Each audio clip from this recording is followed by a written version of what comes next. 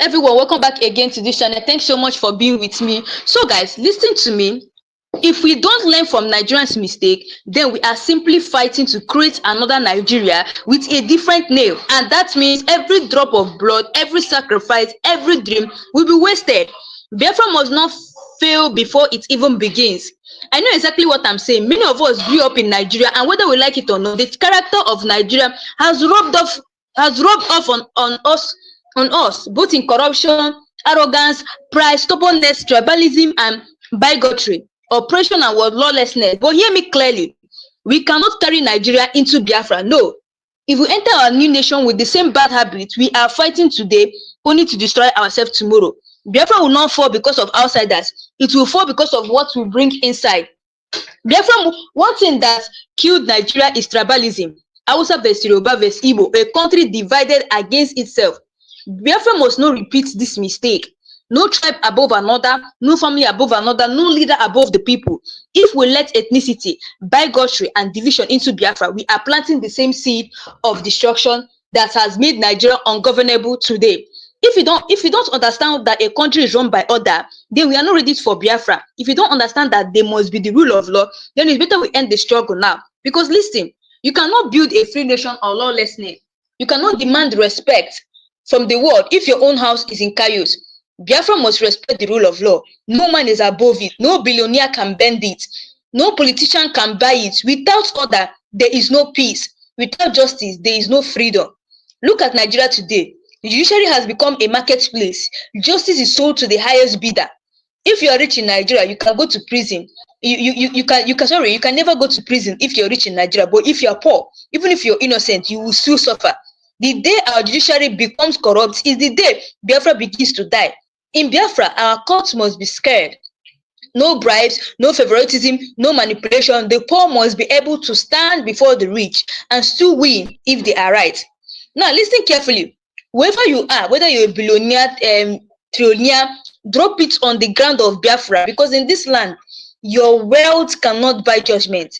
It cannot buy police protection. It cannot buy political influence. It cannot buy God. Money in Biafra must return to its true purpose, to buy food, shelter, education, comfort, and security, not to oppress, manipulate, or control institutions. If your money controls justice, then Biafra is already dead. I know my people, I know in Igbo, we are blessed, wealthy, hardworking, and industrious. But this blessing can also become our biggest danger. Some people are already thinking, Biafra will be smaller than Nigeria. It will be easier to control things with my money. No, that is a trap. If we allow wealth to buy influence in Biafra, if we allow a few people to manipulate the system, then we are simply building a smaller Nigeria with a different name. Biafra must stand on equality. The rich and the poor must have the same right. The law must serve everyone, not the highest bidder. No man's pocket must be stronger than our constitution. Biafra starts in the mind. Before we win the land, we must win ourselves. Start training yourself now. Drop this Nigerian mentality. Stop celebrating corruption. Stop worshiping power. Stop using money to bend justice. Freedom without discipline is chaos. Independence without order is slavery with a new name. Biafra will not be built by slogans. It will not be sustained by flags. It will not stand because we shout freedom. Biafra will stand when we build it on justice, unity, equality, and respect for order. And if we fail to learn from Nigeria's mistake, we will become Nigeria all over again. And this time, there will be no second chance. Biafra must be different. Biafra must be scared. Biafra must belong to all of us. It is Biafra before me. It is us before I. No man above another. No wealth above justice. No tribe above the other. Only one people, one voice, and one destiny. That is it. So guys, I'm going to be playing you guys a video so that you guys listen to what the lawyer of Mazi Nnamdi Kanu, really said about Mazi Nnamdi Kanu. And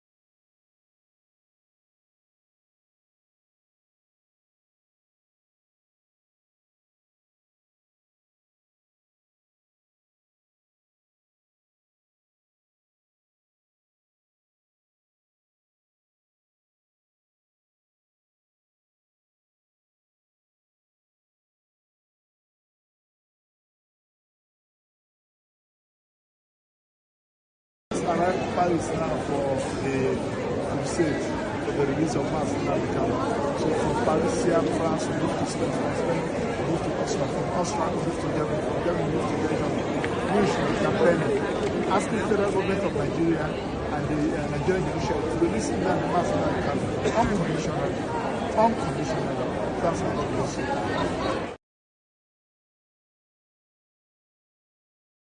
Arrived in Paris now for a crusade for the release of Mazi Nnamdi Kanu. So from Paris here, France, we moved to Spain, from Spain, we moved to Austria, from Austria, we moved to Germany, from Germany, we moved to Belgium, campaigning, asking the federal government of Nigeria and the... When the president calmed down, the reason Nnamdi Kanu have a discussion with him. You have been having a discussion with bandits and the so-called repentant Boko Haram. Tell me the offense of Nnamdi Kanu, because he's agitating for self-determination, which is his own constitutional fundamental rights granted to him by the constitution and the law. Well, the government's angle is not because of the agitation, because they know that everyone has a right to agitate, but they said the way he was going about it, like and then people were being incited. Well, that's even not what I'm what of the wife of the president incited people during the election? The wife of the president, he incited people that Igbo should go. What of the one of Lagos said that Igbo should go and fall into lagoon? What of those that came out and said that Igbos will not vote? If you are not voting for APC, you will not vote. What happened to them? Has anybody been arrested? That Nnamdi Kanu said something, then you now term that thing he said as is a terrorist, is a crime of terrorism. You charge him for terrorism. His own lawful organization that is registered in almost all the whole countries in America and Europe and Asia, and you now came to Nigeria, you term it a terrorist organization. Now you are now saying that now that IPOB is being recognized in almost all the whole countries in America and Europe, so you are now saying that America, France, Germany, they are recognizing a terrorist organization because you don't want anybody to agitate. You want to suppress anybody. If you talk, kill him, suppress him, jail him.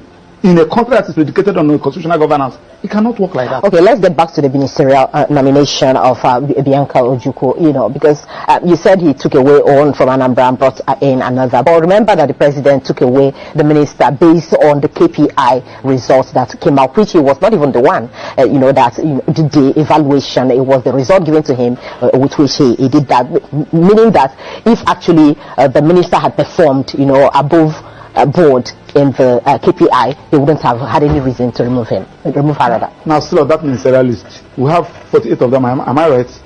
And we have 36 states in this country, including FCT 37. So, apart from Southeast, that have only 5, every other region have more than 6, apart from Southeast. Now, check since 1999, we have been having series of presidents. Let's use what is going on now. The president is from where? Vice is from where? Speaker is from where? Senate President is from where? CJN is from where? Court of Appeal President is from where? National Industrial Court President is from where? Chief Judge of Federal High Court is from where? And they are saying that the people of Southeast belongs to this country. Are you sure Max, are you sure you're not? I mean, it's just like what I said too. I mean, isn't it time we started to be less sentimental about this diversity? We have to apply it now. We are saying that the only people that are qualified to hold this position, nobody from South is qualified. On what basis? Are you saying that there's the chief of naval staff is from the Southeast? Huh? The chief of naval staff? From where? I'm talking about the key position. Number 1 person, number 2 person, number 3 person, number 4 person, number 5 person. The key position, we have 3 arms of government: the executive, the judiciary, and the parliament. You can never see anybody from Southeast there. Now, the point we are talking about is that when I'm not even talking about, I'm in court about lopsided appointments. Okay. I can avail that my process because I did an intensive research in that process.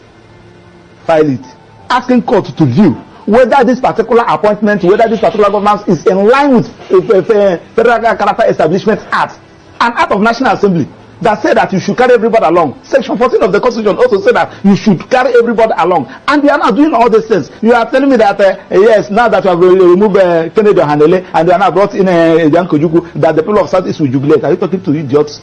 Look at the people that you are talking about. Let me start with the source.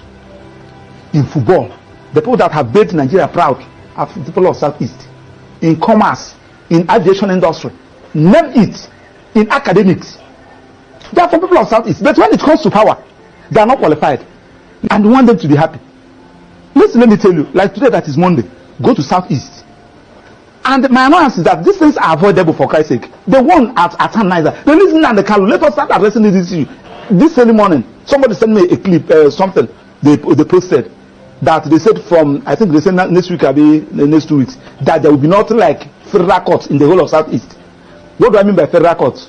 Federal courts, National Industrial Court is a federal court. Federal High Court is a federal court. Court of Appeal is a federal court. Now, the judges that are there, most of them are not Igbos. Majority of them are not Igbos.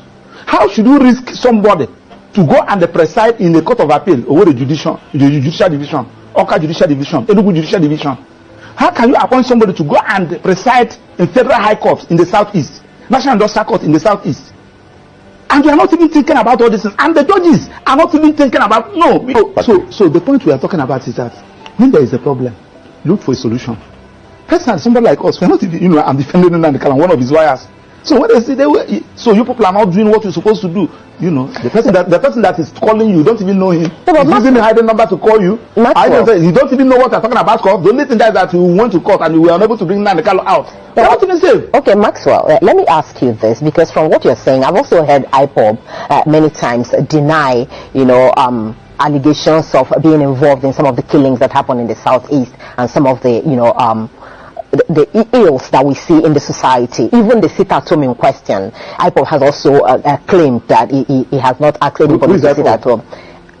I don't know, get my point. So the point I'm making is that from what you're saying, it would look as if what you're actually trying to say is that it's because Nnamdi is being held, yes, that is why the ills in the society in the Southeast has escalated. Does it have anything to do with him? That is what you're saying. Do you know why? Nnamdi Kanu, IPOB is his initiative.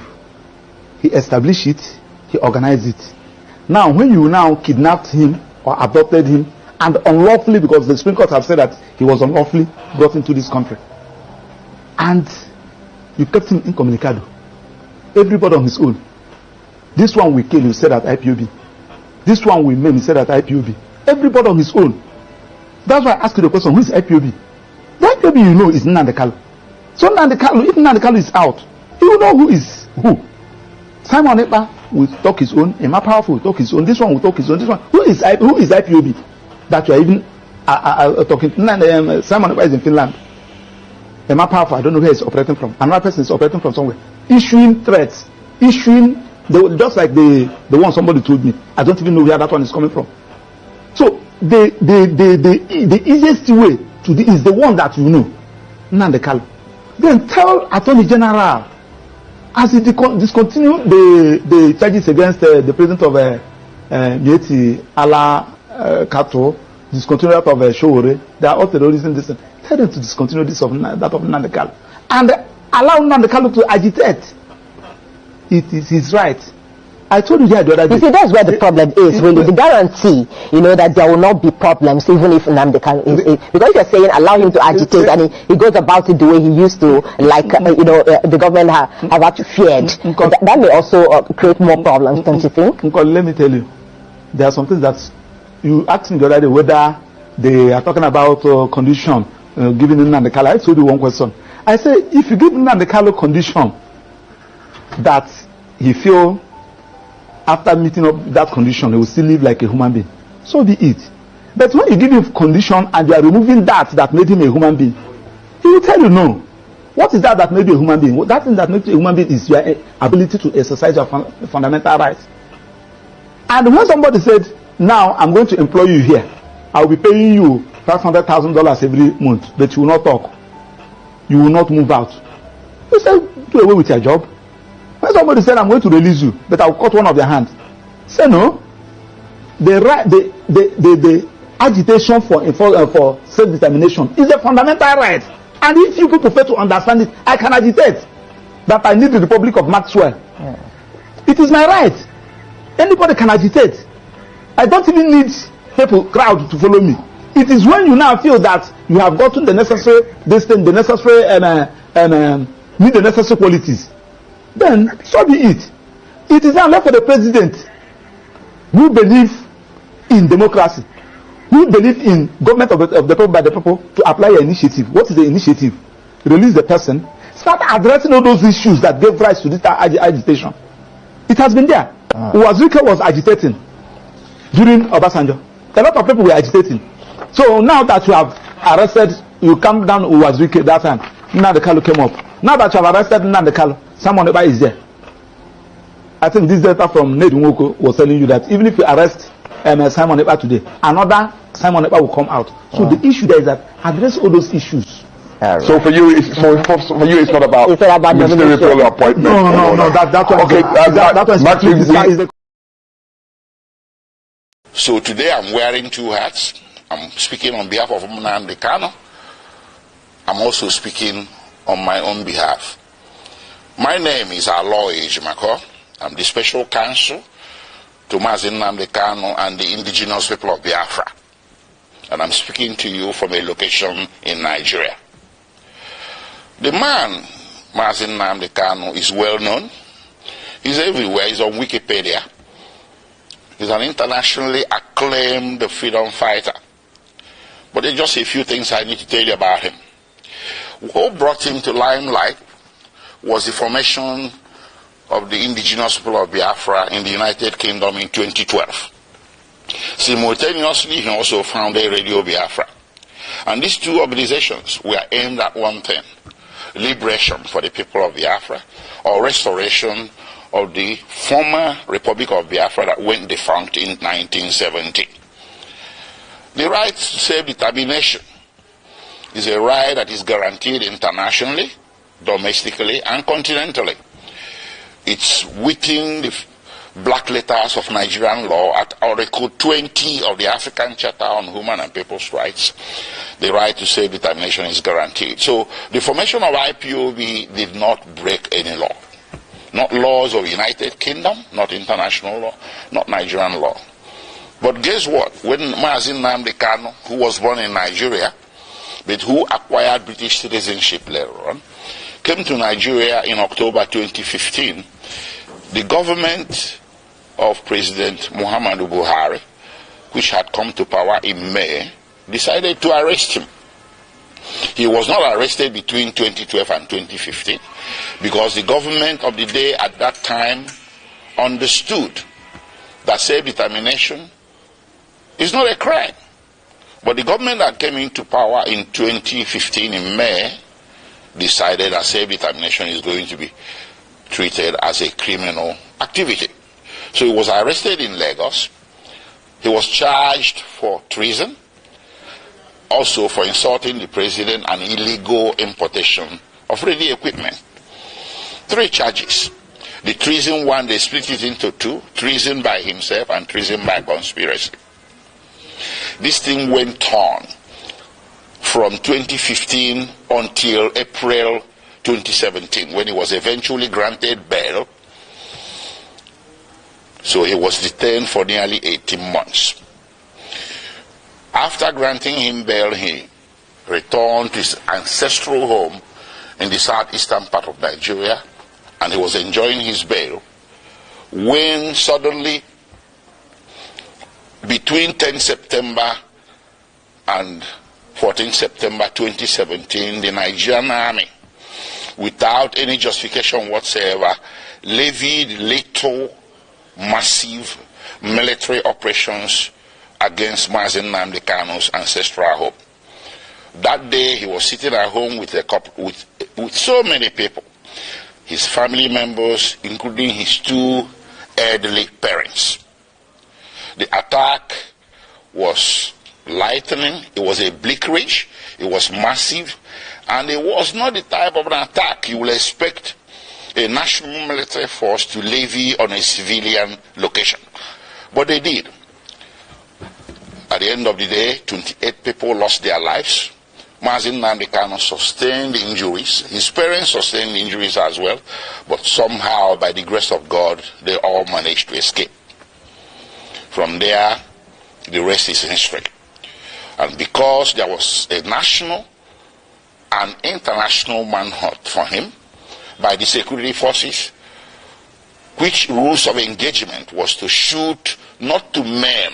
If you see Nnamdi Kanu, if you encounter him anywhere, shoot not to maim. Not to maim, but shoot to kill. That's what they went there to do on 10 September, but they didn't succeed. But it went on. They went on in a manhunt.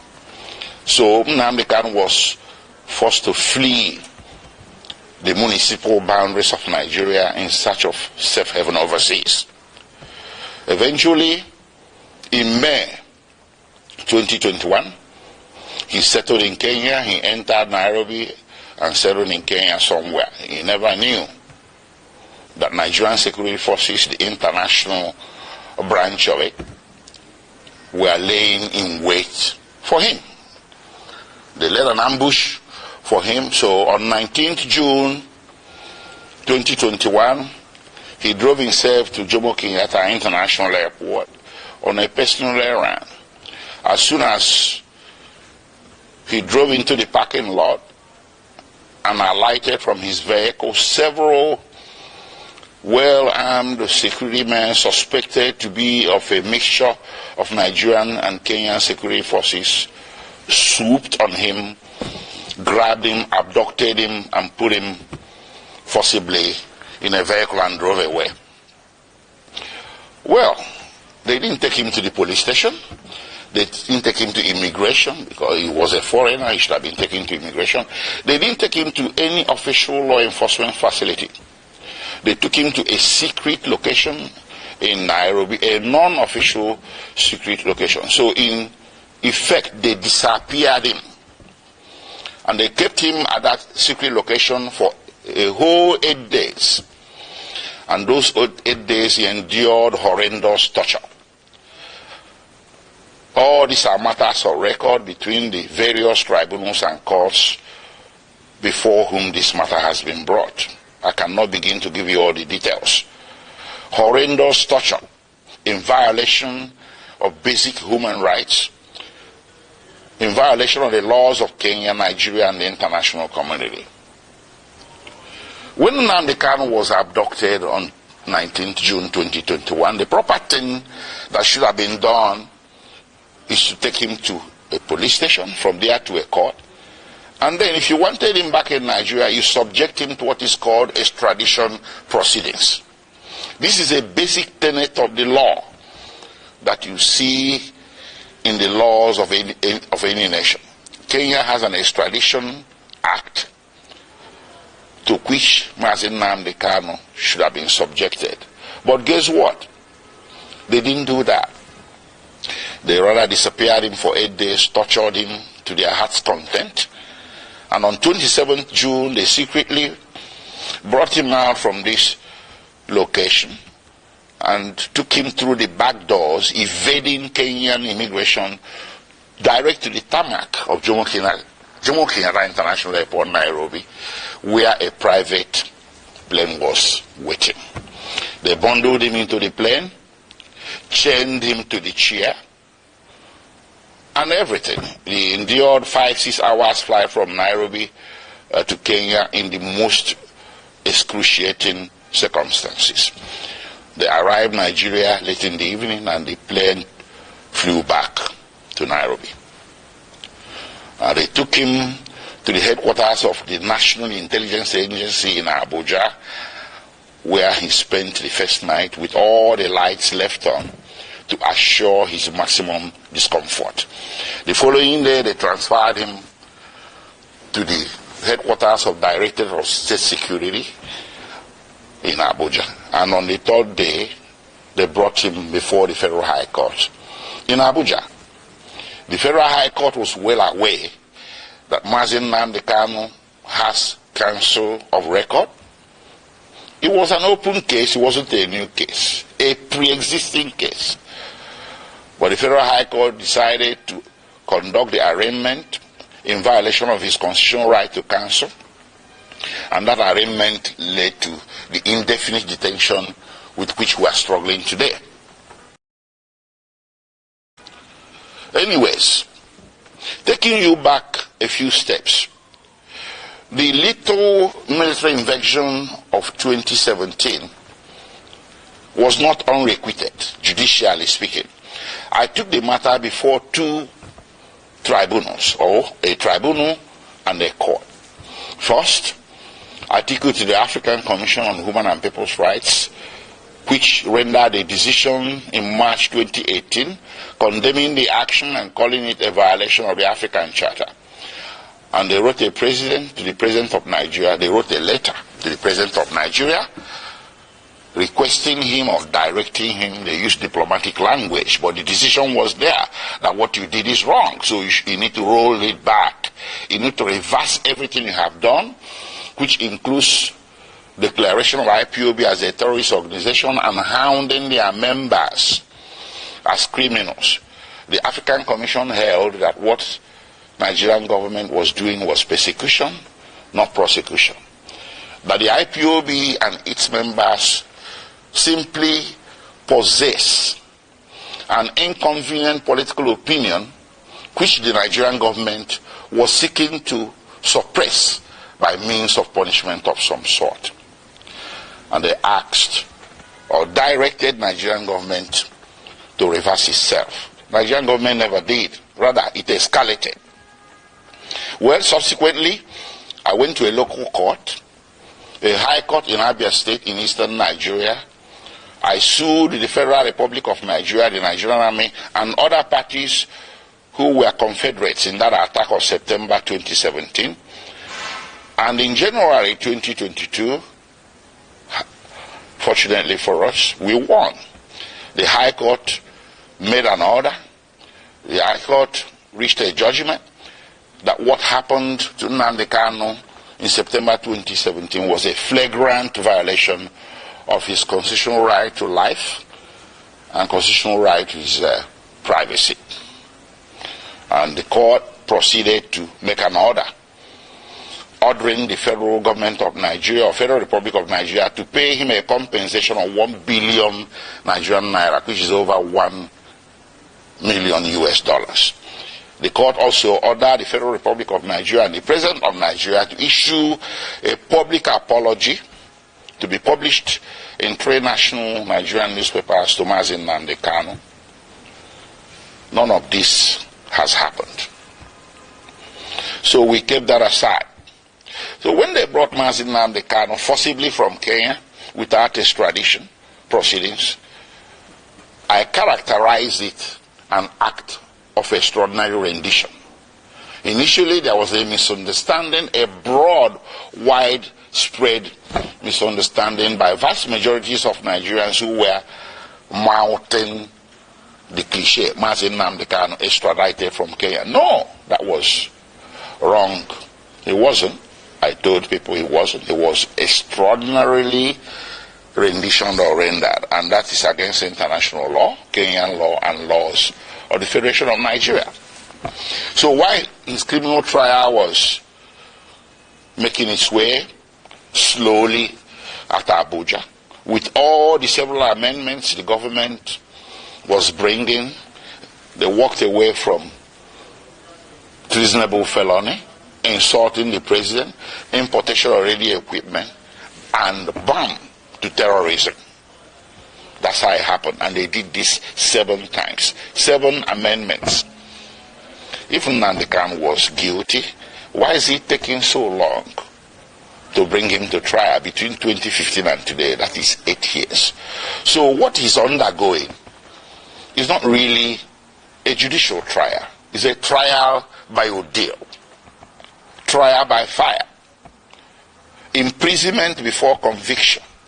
They just want to get as many years of jail time out of him as possible, because they know that with the evidence available, conviction will be impossible. And that was made worse by the extraordinary rendition, which I took also as a civil violation to a federal high court in Nigeria. And in October 2022, the Federal High Court came down with a judgment that extraordinary rendition was a violation of his constitutional rights, his fundamental rights, and they awarded him 500 million Nigerian naira. That's about $800,000. So all around, everywhere that this matter has gone to, including in July 2022, before the Human Rights Council at the United Nations, the Human Rights Council, United Nations, came down with an opinion that what happened to Mazi Nnamdi Kanu in Kenya and that brought him to Nigeria is a very grave violation of international law. And they directed that he should be released unconditionally. And of course, the Court of Appeal in Nigeria did come down with a similar judgment. In same October 2022, discharging Mazi Nnamdi Kanu of all charges and bearing any further trial of his person in any court in Nigeria as a consequence, as a direct consequence of the extraordinary rendition. So what more can you ask for a man to deserve his freedom? How many have I counted? United Nations, which in this case should be considered a world court. Then you have the Nigerian Court of Appeal, which is the second highest court in the Federal Republic of Nigeria. Then you have the Federal High Court, which is the court of first instance at the federal level. And of course, you have the State High Court that awarded him 1 billion Nigerian naira. So between 2015 and today, 8 years and running, Mazi Nnamdi Kanu has snagged 4 major victories against the Federal Republic of Nigeria, with Federal Republic of Nigeria winning nothing. What more do you need as stark evidence, affirmative evidence that what is happening here, ladies and gentlemen, is an act of persecution, not prosecution? It's time to end it. On his behalf, I will ask all men and women of goodwill everywhere in the world to speak up. There was this saying about Jews. When they came for the Jew, you said nothing. When they came for the Jew, you said nothing because you're a trade unionist. Then when they came for the trade unionist, you said, well, I'm a scientist. You said nothing. They took the Jew, they took the trade unionist, and then when they came for the scientists, nobody spoke for you. Mazi Nnamdi Kanu is a poster boy for all the injustices that a great race, the Igbo people, and their cousins in the former eastern Nigeria have been subjected to since the founding of Nigeria. These injustices became more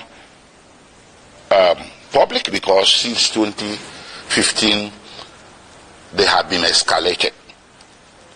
So how do you fight back? You fight back by telling the system, I want out. I want my own country is not a crime. It does not require a bullet. It doesn't require muscular military law enforcement.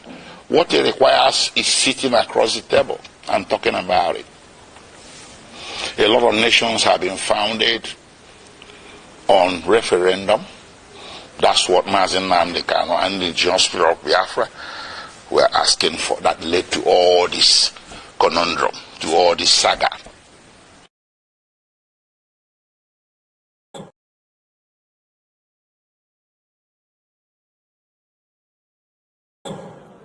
Coming to the list so that you have peace. Thank you, God bless you. Some of you followed my position about Nnamdi Kanu immediately I was sworn in. I guess my first visit to the president was the discussion on Nnamdi Kanu, and I came out and granted an interview about what I had just discussed with the president. So I still believe that the right thing to do is to release Nnamdi Kanu, and hopefully that will happen soon. Because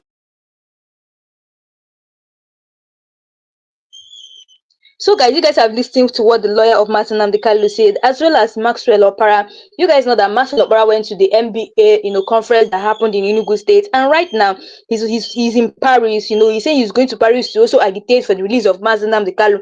And after Paris, he's still going to go to United UK and all these most powerful nations in order to agitate for his release. Don't forget that Mazi Nnamdi Kanu wrote a petition to all these powerful nations, UK, France, Kenya, in order, for his release. So I think that Maxwell Opera is going to all these nations one by one, so that they can see through the release of Mazi Nnamdi Kanu. So just like I was saying, I hope we are learning from Nigeria. I just hope, because if you carry the same bad character, the same bad Nigerian mentality into Biafra, then our struggle is finished before it even begins. Many of us grew up in Nigeria, whether we like it or not. The character of Nigeria has touched us: corruption, arrogance, pride, stubbornness, backwardness, ethnicity, and by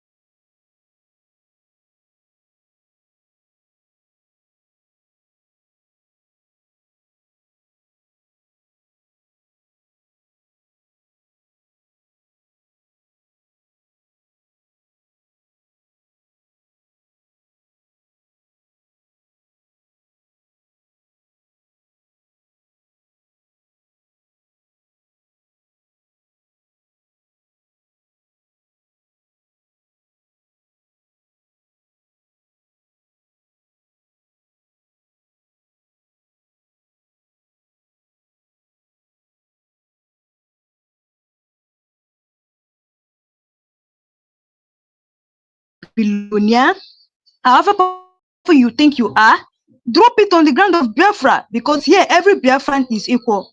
Your wealth will not make you greater. Your title will not place you above the law. Your power will not silence the truth. In Biafra, it is us before me. It is Biafra before what? I know I'm saying this because the first thing that destroys a country is corruption.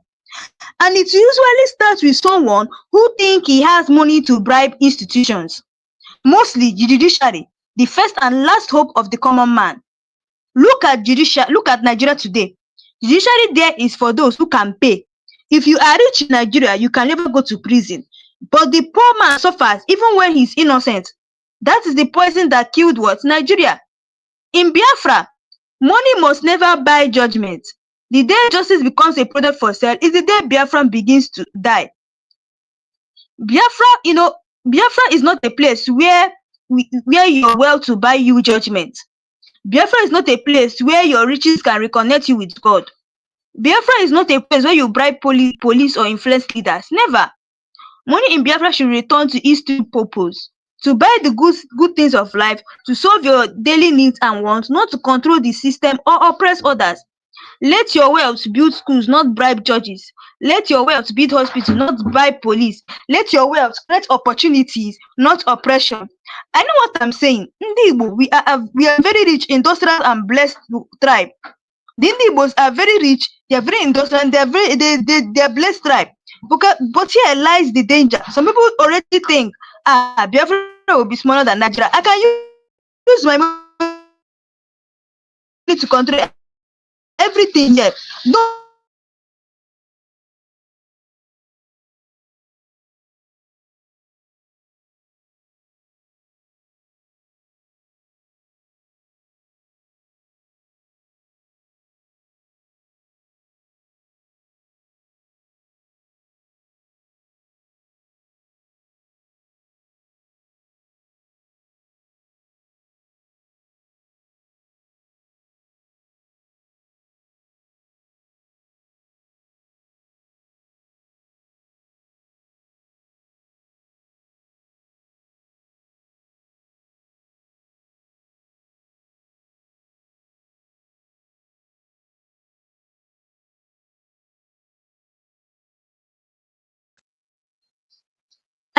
Like I always keep saying that Indians are actually blessed. They are rich, they are industrious, but here lies the danger. Some people already think Biafra will be smaller than Nigeria. It's nothing but a small Nigeria with a different. Look at Nigeria again. Look at the leaders, arrogant and lawless, and now look at the people. It has reflected on them. The average Nigeria has copied arrogance, copied lawlessness, copied pride. Do you want to repeat the same story? No. If we don't change our heart, Biafra will just be a new name from the same old problem. So hear me clearly. No man is above another. No tribe is above another. No billionaire is above the law, the poor. No leader is above the law. Biafra must stand on justice, order, equality, and truth, or it will not stand at all. If we fail to learn from Nigeria, we will become Nigeria all over again. But if we rise above corruption, arrogance, and tribalism, Biafra will become the light of Africa. It will be the hope of the oppressed, the land of truth, and the nation of justice. Biafra must be different, honestly. We need to learn from Nigeria. Biafra must be different. This corruption that is happening in Nigeria, we're not supposed to carry it on. If you guys want a new nation, you're not supposed to carry the same thing. You need to change. Yes, change. That is just it. You cannot carry the same corruption that happened in Nigeria over and pass it over. No. There needs to be what? A change. So guys, watch this video and I'll be right back. Anyways, taking you back a few steps. The little military invasion of 2017 was not unrequited, judicially speaking. I took the matter before two tribunals, or a tribunal and a court. First, I took it to the African Commission on Human and People's Rights, which rendered a decision in March 2018 condemning the action and calling it a violation of the African Charter. And they wrote to the President of Nigeria, they wrote a letter to the President of Nigeria requesting him or directing him. They used diplomatic language, but the decision was there that what you did is wrong, so you need to roll it back. You need to reverse everything you have done, which includes declaration of IPOB as a terrorist organization and hounding their members as criminals. The African Commission held that what Nigerian government was doing was persecution, not prosecution. That the IPOB and its members simply possess an inconvenient political opinion which the Nigerian government was seeking to suppress by means of punishment of some sort. And they asked or directed Nigerian government to reverse itself. Nigerian government never did. Rather, it escalated. Well, subsequently, I went to a local court, a high court in Abia State in eastern Nigeria. I sued the Federal Republic of Nigeria, the Nigerian Army, and other parties who were confederates in that attack of September 2017. And in January 2022, fortunately for us, we won. The High Court made an order. The High Court reached a judgment that what happened to Nnamdi Kanu in September 2017 was a flagrant violation of his constitutional right to life and constitutional right to his privacy. And the court proceeded to make an order ordering the federal government of Nigeria or Federal Republic of Nigeria to pay him a compensation of 1 billion Nigerian naira, which is over $1 million US. The court also ordered the Federal Republic of Nigeria and the President of Nigeria to issue a public apology to be published in 3 national Nigerian newspapers to Mazi Nnamdi Kanu. None of this has happened. So we kept that aside. So when they brought Mazi Nnamdi Kanu forcibly from Kenya without extradition proceedings, I characterized it an act of extraordinary rendition. Initially, there was a misunderstanding, a broad, widespread misunderstanding by vast majorities of Nigerians who were mouthing the cliche, Mazi Nnamdi Kanu extradited from Kenya. No, that was wrong. He wasn't. I told people he wasn't. He was extraordinarily renditioned or rendered, and that is against international law, Kenyan law, and laws of the Federation of Nigeria. So while his criminal trial was making its way slowly at Abuja, with all the several amendments the government was bringing, they walked away from treasonable felony, insulting the president, importation of radio equipment, and bam, to terrorism. That's how it happened. And they did this 7 times. 7 amendments. If Nnamdi Kanu was guilty, why is it taking so long to bring him to trial between 2015 and today? That is 8 years. So what he's undergoing is not really a judicial trial. It's a trial by ordeal. Trial by fire. Imprisonment before conviction. They just want to get as many years of jail time out of him as possible, because they know that with the evidence available, conviction will be impossible. And that was made worse by the extraordinary rendition, which I took also as a civil violation to a federal high court in Nigeria. And in October 2022, the Federal High Court came down with a judgment that extraordinary rendition was a violation of his constitutional rights, his fundamental rights, and they awarded him 500 million Nigerian naira. That's about $800,000.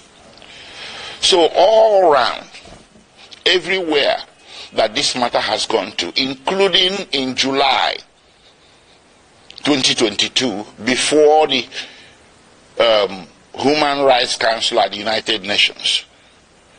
The Human Rights Council, United Nations, came down with an opinion that what happened to Mazi Nnamdi Kanu in Kenya and that brought him to Nigeria is a very grave violation of international law.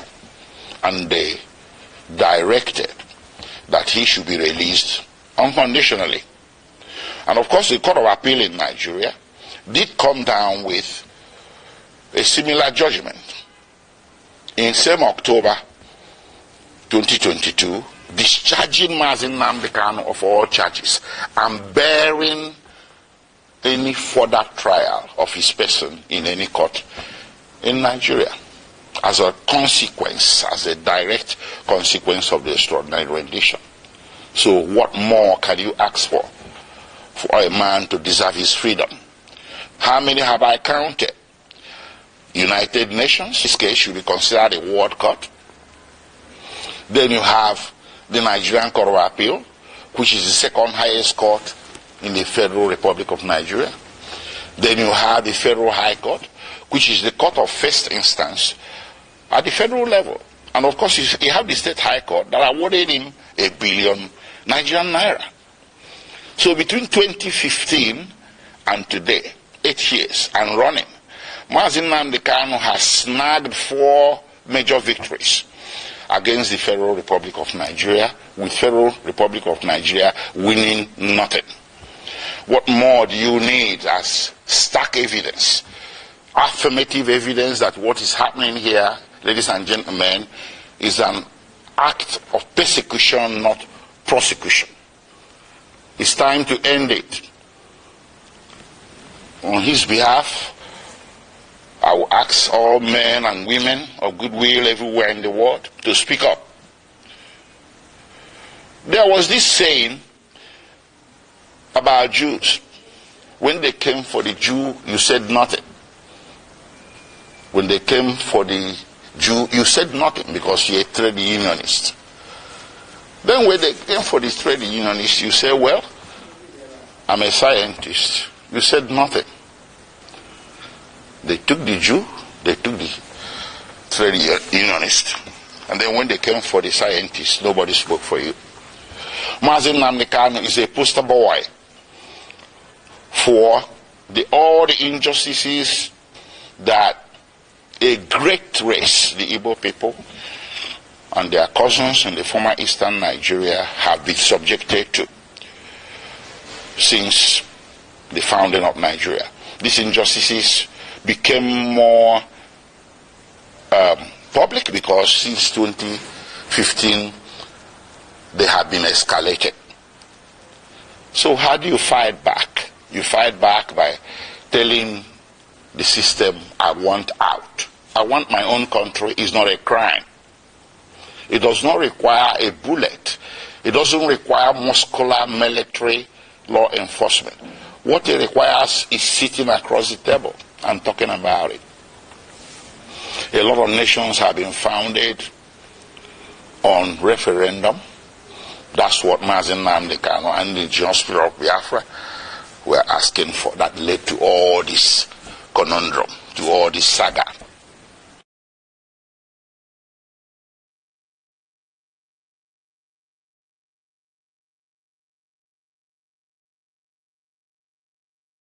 So guys, you guys have listened to what the lawyer of Mazi Nnamdi Kanu said, right? Now, just like I'll always say, corruption has really eaten deep, into Nigeria. And now we've been hearing people like say, oh, they want a new nation, they want Biafra nation, they want this. Have they forgotten that when you're bringing up a new nation, you're not supposed to carry the bad character that you have and the corruptness, the lawlessness that is in Nigeria over to the new nation? So listen to me carefully. All the things that you learned from Nigeria, drop it.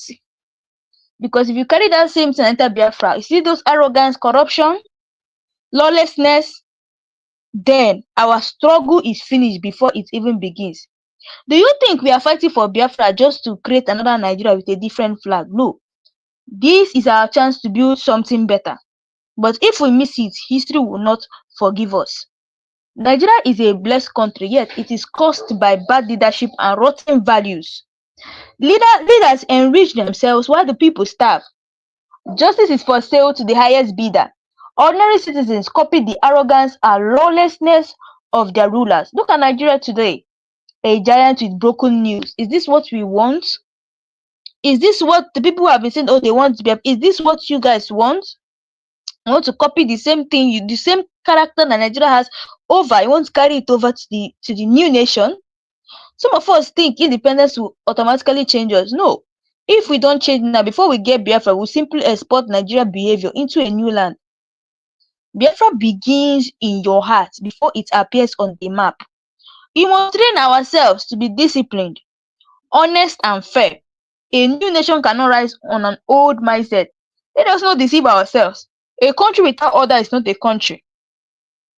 A nation without law.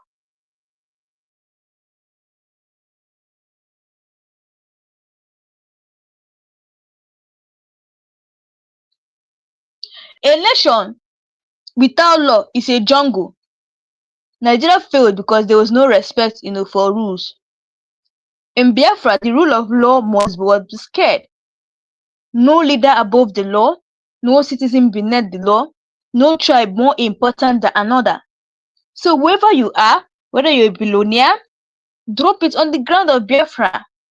Every Biafra is equal. Your money will not make you more Biafran than the next person. Your tithes will not give you more rights than the poor. In Biafra, it is us before me, and it is Biafra before I. If you forget this, then we are finished. We are all treated equal. Corruption is not just about stealing money, it's a mindset. It starts small. A bribe here, a shortcut there, but it destroys what nation. Look at the Nigerian judiciary. Do you know why the poor man never wins in court? Because justice is for sale. That's why you see a poor man will never win in court. But justice is for sale. In Biafra, we must make one thing clear. The day money starts buying justice in Biafra is the day Biafra dies. Money is a tool and not a weapon. In Nigeria, people use wealth to oppress others, to bribe police, to silence truths, and to bend laws. That must end in Biafra.